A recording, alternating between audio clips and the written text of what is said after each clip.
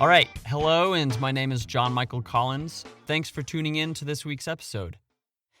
Before we get started, the music you just heard is fun, it's upbeat, and in a way kind of depicts me. I would like to thank and give a very special shout out to my friends Marino and Noah Correa, who provided the music for this project. They're part of a company called Cinema Sonic, which is a company dedicated to providing quality audio and visual works for your next project. They're planning on opening a new studio in the Seattle area catering to professional-level podcast production. If you would like to learn more, visit their website at cinema-sonic.com. Cinema as in a movie cinema, -sonic as in supersonic.com. This final week of preparing, getting ready to leave, up until this point right now, it's been okay. Now it's really crunch time. And I'm super, super grateful that this last month has been incredible in the fact that I've felt so loved by a bunch of friends who decided to come visit the northwest kind of quadrant of Washington. We went to the Olympic Peninsula, went to Mount Rainier, went to the San Juan Islands, the North Cascades National Park, Mount Baker, and I'm probably missing some, but it's been incredible, and I'm very grateful for the opportunity to do that. It is going to be hard leaving Washington. Well, by the time this episode is released, I'll have already left Washington. Actually, when this episode is released, I will be in Idaho, but for those of you in the future, it's in the past. One of the biggest things that's been really cool is I basically was taught how to identify blackberries and pick them and eat them. The amount of blackberries that I've picked is just super awesome and makes me happy beyond a doubt. I'm grateful for the people who spent time with me in doing that, spent time listening to all of my rambles. It's really interesting. I feel like I have to listen to my rambling more than anyone, and I split it up against a lot of people.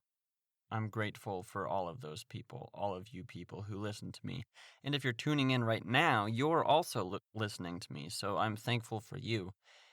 If you're just joining this podcast as a personal and therapeutic tool I call a vocal diary, it's a space for me to process thoughts, explore stories, and post them for anybody who might be interested.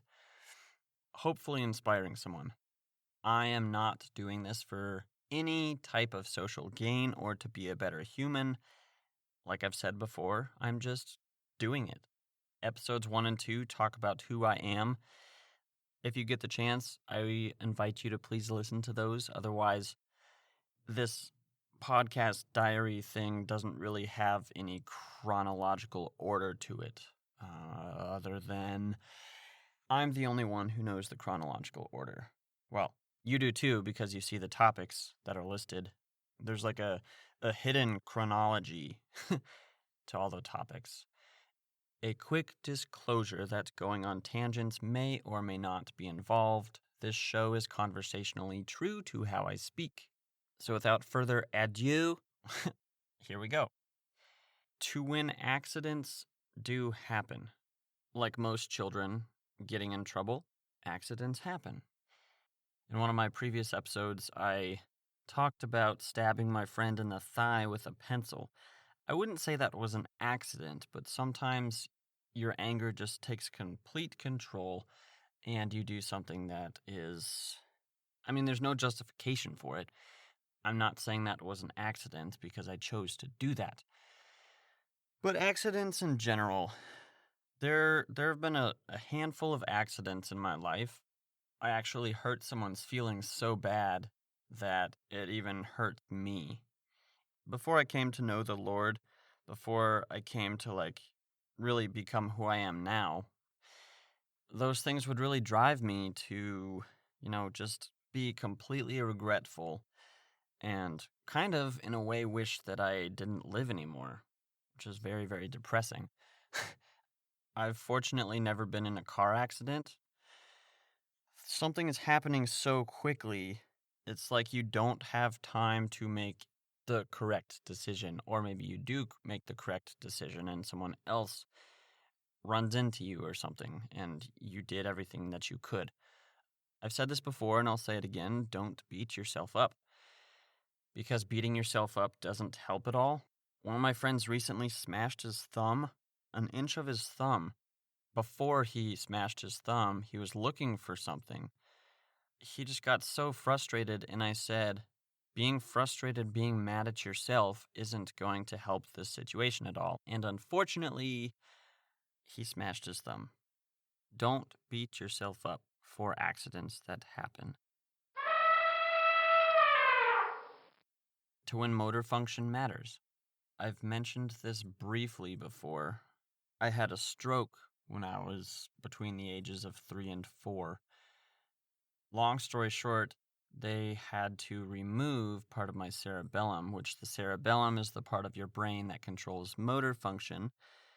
Any part of your body that you're moving in such a way that requires either precision or just, giving someone a high five. Really thinking about that goes into you walking down the street, blinking your eyes, moving your fingers. Probably one of my favorite hobbies is rock climbing, and unfortunately, due to COVID, I haven't really rock climbed since December, actually. Rock climbing is a very, very, very precision motor function intensive sport. I really just like bouldering, which bouldering is climbing on a wall or an actual rock. You're maybe 10 or 15 feet off the ground, probably 10 feet at the most, not connected to a harness, and when you fall, you land on a pad. There are a select few moves that you can make with your body to progress to the next rock. So you have to be very, very precise and remain focused in where you're going next. It's a fun sport, and there's a cool culture revolved around people who also like rock climbing. I like to say that I'm an amateur at everything other than being myself. I'm a professional at being myself. But I'm pretty good at rock climbing. I don't quite like doing things where, I could get pretty hurt because I've fallen from a lot of heights before. I've had concussions. I think I might have broken my nose one time. But I just kind of want to try to avoid things that are ultimately dangerous for me, like the time that I went skydiving. Go back to my recent episodes if you haven't heard about that, because it's an interesting time. But motor function, it's something that's cool within our brain that we don't really think about. I feel like we take a lot of things for granted. Our brain can do so many cool things. If you just think about your hand, look at your fingers, move all of your fingertips together so they're touching at the same time. If you just sit there and do that for a while and try to think about it, like everything that's going on from your muscle to the thought of moving to the support of being able to hold your hand up, and even more and more and more is kind of incredible, to be honest. And I understand that some people don't ever get that privilege in life to be able to move. And I want to say that I'm sorry. It sucks. I know it hurts. And I feel for you. I guess a lesson with this would be for those of us who are able to do a backflip or go rock climbing or go swimming. Be grateful for every second that you have that you're able to move. For those of you listening who aren't as able to move or are completely immobilized, I would just encourage you to be thankful that you do get to be alive. And I know it's hard and it seems so unfair. I would honestly give my ability of moving to you if you have never been able to experience the ability to move. If I could just give you that, if someday we could transfer that to other people, that would be pretty cool. So regardless if you can move, if you can't move, try to be grateful. My cousin, I have a video of him, I think when he was 10, it was some school gathering with his whole class or his whole grade. or maybe all the kids. And this clip of him said, sometimes it's good to stop and just be grateful. And I'm like, wow, I love that kid. Just that thought is so true, because how often do we not stop to just be grateful where we're at? To when I quit running, running for me is like reading books. If I'm disciplined in reading, then I enjoy reading a lot. If I'm disciplined in running, then I'm really enjoying running a lot. I think it was the end of college where, all throughout time, whenever I've gone running, just that thought of, oh, I don't want to do this. That thought is always there. But the end of college, I was so disciplined in just running. From that point on, it kind of just trickled down. And I've gone running probably a couple dozen of times. We'll say at least 4 dozen times to make me not sound so lazy. I have 2 friends in Colorado who are very, very, very avid runners. I witnessed one of them running a marathon, 26.22 miles. I'm pretty sure he ran a full marathon and not a half marathon. But to see his joy for running and to see his now wife also love running, I wish someday that I could have that desire as well. I have joy for a lot of things, but it's been very, very hard. I think this is one of the downfalls of living alone is there are so many things that you could go and be doing that you just kind of lose sense of a lot of things and what you really enjoy. It's sad. It's it's very sad and depressing that it is that way. One of my goals, I seldomly make goals. That's probably my problem. But I should make a goal to start running again. I went a couple weeks ago, just like I ran around the block, which that was actually more than I've done in a long time. And it did feel good. I feel like a lot of pain in life comes from just not really doing anything. I'm not saying that I don't do anything. I do a lot of things.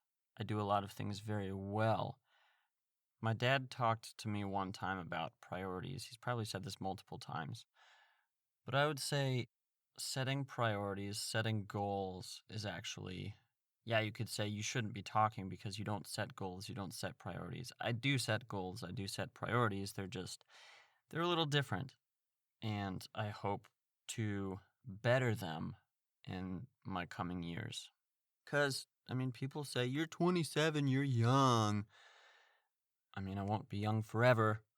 Maybe I'm old. Some people think my old coworkers thought I was like 19, which would be interesting if I were and knew what I know right now. My old therapist, I think back when I was 26 or 25, said that he's like, you have the mind of a 35-year-old. I'm like, cool. I I wish I had the disciplines of a 35-year-old. Kind of. All right, I'm going to be completely honest with you and bold. If you haven't heard any of my boldness or honesty ever in this whole podcast, then I want you to hear this. It's a little nerve-wracking to say it, that I probably have the priorities and discipline of a 19-year-old. I'm not saying all 19-year-olds have not a lot of discipline and focus in their life, but I've had that discipline and that discipline has gone away. So as far as running goes, my dad swam for Stanford. He swims a lot and multiple times has said, when you're swimming, you just gotta, in order to get to the other side of the pool, you just gotta keep your head down and keep going. So running life, it's like just keep waking up every day. A lot of days are harder than others, but you know what? Just keep moving one foot in front of the other and don't beat yourself up. I think I hate running so much because every time I run, I beat myself up because I'm not going fast enough. No. Okay, I was lying earlier when I said the last time I ran around the block. I submitted a self-tape, which is like an audition, doing a bunch of exercises. And so I recorded a clip of me running on a track, maybe 30 or 40 feet. I got it wrong a couple times, and so I redid it. So by like the fourth or fifth take, I had actually ran a lot. And then afterwards, I'm like, you know what? Let's actually run around the track. And I was so out of breath, but I enjoyed it more because I wasn't trying to push myself overboard and I wasn't beating myself up for not going as fast as I know I can, which is okay. It's truly okay. We don't need to go so fast in life as we think we need to because we have other people telling us to go faster. You're the only one that knows your limits, and it's really good to know those. To win something is more than a hobby. I think this one is talking about when I read a bunch of books, which I've talked about previously, so I won't talk about it a whole bunch, but basically I read a whole bunch of books and made this really intense reading log that it wasn't just a hobby, it was like a disciplined way of life for me to just download a whole bunch of knowledge from books. And I did it very, very concretely. But another thing that's more than a hobby is like me just talking. Me talking right now, it's more of a therapeutic thing because talking is a way to process your thoughts. Also, being silent is a way to process your thoughts. Communicating in general is important. And I would say that that's, it sounds really, really weird and quirky to say it, but it's more than a hobby. Like, I know right now I'm just creating this podcast, this for not only myself, but for you to listen to. It's a way to reflect. It's a way to find purpose. It's a way to, maybe that's what hobbies are, is a way to find purpose. Say you're just starting to rock climb, but then you get good at it and it no longer becomes a hobby. It becomes a way for you to find purpose because you're really good at it. People tell me, or like I've heard other people talk about, oh, like that's a nice hobby, or how are you going to make that hobby into a career, blah, blah, blah. If you do something and you enjoy it, releasing these episodes, which I do enjoy, by the way, has helped me to find purpose in the certain gifts that I have of being a rambler, being a concise thinker, able to do things behind a computer, being more kind of a social person, not even just producing this, but also it could go on and on. Just think of something in your life that you like doing or that once before you enjoyed doing. Like if you say you would want to start doing that again, you should do it again. You should do it more. I would encourage you to like plug it in as a big part of your day, your routine. Bring joy into your priorities. Bring joy into your day. Bring joy into the things you do. And then just invite other people into that joy. Like I just said, I like talking, and sometimes I know it doesn't make sense. I'm just rambling. It's like word vomit. Like I'm inviting you into it. And it's cool. And I thank you for being here. I thank you for your dedication. And I just thank you for you as a person. And like I've said in a few of the past episodes, I'm going to go now because it's hot. I just put icy hot on the back of my neck, so maybe that's making me a little warmer. And cut. I really want to thank you from the deepest part of my heart for tuning into this episode. Please feel free to share this with your family and friends and anyone and everyone you know.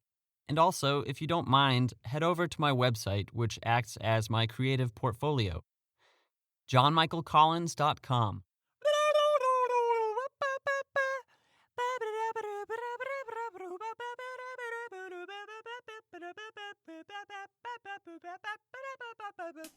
Thanks for listening.